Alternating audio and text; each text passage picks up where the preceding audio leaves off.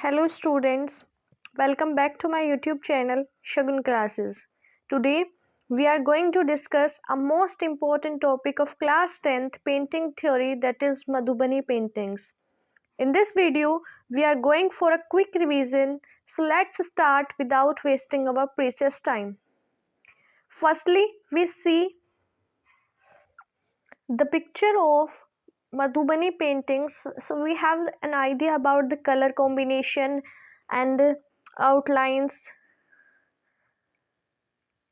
That is the picture. I think you see it properly. इस picture को देखने से हमें आइडिया हो जाएगा कलर कॉम्बिनेशन के बारे में. मोस्टली इसमें नेचुरल कलर्स के यूज़ किया जाता है. कैसी आउटलाइन यूज़ होती है, क्या कलर कॉम्बिनेशन यूज़ होता है, वो अब हम इसके बारे में हम पढ़ेंगे. So let's start. Madhubani. Madhubani, also called Mithila art, originated in Nepal and present day Bihar. Madhubani को मिथिला आर्ट भी बोला जाता है, जो नेपाल से ओरिजिनेट हुई है और जो प्रेजेंट डे बिहार के अंदर जो एरिया है वहाँ से ही ओरिजिनेट हुई है. Traditionally, this skill was passed down from generation to generation in the families of the Mithila region. जो मिथिला रीजन के आसपास जो फैमिलीज रहती थी उनके अंदर जो ये स्किल थी ये ट्रेडिशनली पास की जाती थी generation to generation. They believed that God would visit their houses on particular occasion and bless them with prosperity and plenty.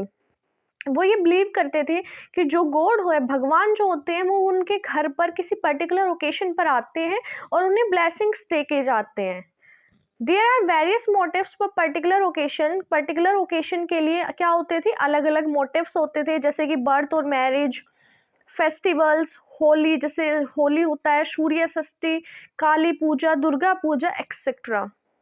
Madhubani paintings are made from colours derived from plants, natural dyes and pigments. जो Madhubani paintings के अंदर जो colour use होते थे वो कैसे derive होते थे, प्लांट से, नेचुरल डाइज से और पिगमेंट से. Ochre and lamp black are used for reddish brown and black. जो ओरकर और लैम्प ब्लैक होता था ये किसके लिए यूज किया जाता था, रेडिश ब्राउन और ब्लैक कलर के लिए. Traditionally they were done on freshly plastered mud walls and floors of huts, but now they are also done on cloth, handmade paper and canvas. Traditionally ये freshly plastered mud walls पर बनाई जाती थी और huts के जो floors होते थे उन पर बनाई जाती थी, लेकिन आज के टाइम पे क्लोथ्स पे भी बनाई जाती है, हैंडमेड पेपर पर और कैनवास पर. The tools can be anything from fingers, मतलब जो टूल्स यूज किए जाते थे इसे बनाने के लिए वो कुछ भी हो सकते थे. Fingers, twigs, brushes, tony pens और मैचस्टिक का यूज करके भी ये लोग इसको बनाते थे. Madhubani paintings are characterised by eye catching geometrical patterns and the two dimensional imagery. जो मधुबनी पेंटिंग्स होती थी इनके अंदर आई कैचिंग ज्योमेट्रिकल पैटर्न्स का वो लोग यूज करते थे और जो टू डायमेंशनल इमेजरी होती है उसका यूज करते थे. They mostly depict man and the association with the nature, therefore natural objects like the sun. ज़्यादातर वो डिपिक्ट क्या करते थे, अपनी जो पेंटिंग होती थी उसमें क्या डिपिक्ट करते थे, मैन और जो उससे एसोसिएटेड नेचर होता है, नेचुरल ऑब्जेक्ट्स हैं जैसे कि सन, मून, रिलीजियस प्लांट्स जैसे कि तुलसी, ये भी ज़्यादातर पेंट किया जाता था. Other popular themes are gods, flora and fauna and deities from the ancient epics along with the scenes from the royal court and social events. Madhubani paintings are unique in the depiction of Ardhanarishwar female and male powers of Parvati and Shiva. The practitioners of Hinduism believe in the principle of dualism in which opposites coexist. जो दूसरी themes थी इसकी क्या थी, जैसे God's, भगवान के बारे में ये लोग पेंटिंग बनाते थे, फ्लोरा एंड फोना that is plants and animals, और जो डाइटीज होते थे एंशिएंट टिपिक्स से, और उनके जो रॉयल कोर्ट के जो सीन्स हुआ करते थे और जो सोशल इवेंट्स हुआ करते थे उनकी ये लोग ज़्यादातर पेंटिंग्स बनाते थे. मधुबनी पेंटिंग्स जो थी बहुत ही ज़्यादा यूनिक थी. अर्धनारीश्वर फीमेल की जो पेंटिंग थी उसको डिपिक्ट करने में, मेल पावर्स जो है पार्वती और शिवा की जो थी वो चीज़ें उसमें बहुत ज़्यादा यूनिक थी. जो प्रैक्टिशनर्स थे हिंदुइज्म के वो ये बिलीव करते थे डुअलिज्म के प्रिंसिपल में, जो को एग्जिस्ट के अपोजिट है, मतलब जो को एग्जिस्ट ही नहीं करता.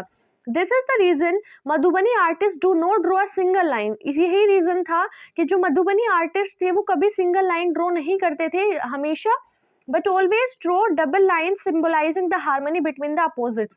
और हमेशा डबल लाइन जो थी वो ड्रॉ किया करते थे हार्मनी को सिंबलाइज करते हुए दो अपोजिट्स के बीच में। The outline is given with double lines and the gaps between these two lines are filled with cross or straight lines without any filling of color। जो आउटलाइन दी जाती थी वो डबल लाइन से दी जाती थी और जो इनके बीच का गैप था बिटवीन दीज टू लाइन वो फिल किया जाता था क्रॉस या फिर स्ट्रेट लाइन से बिना किसी कलर को फिल किए हुए। Generally no space is left empty, the gaps are filled by paintings of flowers, animals, birds and even geometrical designs। जो इन दो स्ट्रेट लाइंस के बीच में जो गैप होता था उसको मतलब क्या करते थे, कभी भी खाली नहीं छोड़ते थे, उस गैप में पेंटिंग्स बना देते थे फ्लावर्स की, एनिमल्स की, बर्ड्स की और यहाँ तक कि ज्योमेट्रिकल डिजाइंस भी ड्रॉ किया करते थे। Madhubani art has 5 distinctive styles, भरनी, कंचनी, तांत्रिक, गौड़ना एंड कोहबर। सो बच्चों, अगर आपको इसकी मधुबनी पेंटिंग्स का एक्सप्लेनेशन अच्छी लगी हो तो प्लीज़ वीडियो को लाइक करना, शेयर करना और चैनल को सब्सक्राइब ज़रूर करना। Thank you.